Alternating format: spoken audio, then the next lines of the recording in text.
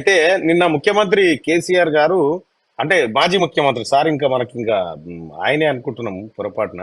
అయితే కేసీఆర్ గారు నిన్న అసెంబ్లీలో స్పీకర్ ముందు ప్రమాణం చేయడానికి పోయిండు కదా. ఆ సందర్భంలో ఆయన ఒక్కడు పోక ఆ రూమ్ నిండా నిండిపోయేంత మందిని తీసుకొని పోయిండు. ఎందుకంటే అందరితో పాటు ఈయన నిలబడ్డట్టు ఉండాలి అనేది అక్కడ నాకు అనిపించినటువంటి దృశ్యం అది.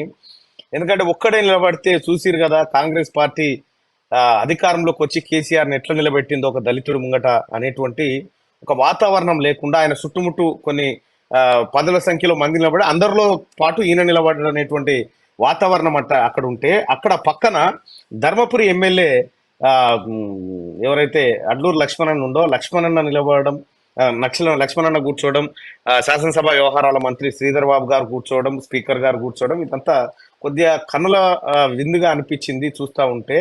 ఇంకా ఇంకోటి ఏంటంటే, ఎమ్మెల్యేగా ప్రమాణం చేసిన కేసీఆర్ అంటే సహజంగా ఆయన ఆయన రేంజ్ ఎట్లుంటుందంటే ముఖ్యమంత్రి, ప్రధానమంత్రి ఆ రేంజ్ లో ఊహించుకునేటువంటి కేసీఆర్ గారు నిన్న ఎమ్మెల్యేగా, అంటే సాధారణ ఎమ్మెల్యేగా ప్రమాణ స్వీకారం చేసేటువంటి ఆ ఘట్టం ఏదైతే ఉందో అది నయనానందంగా కనిపిస్తా ఉన్నది.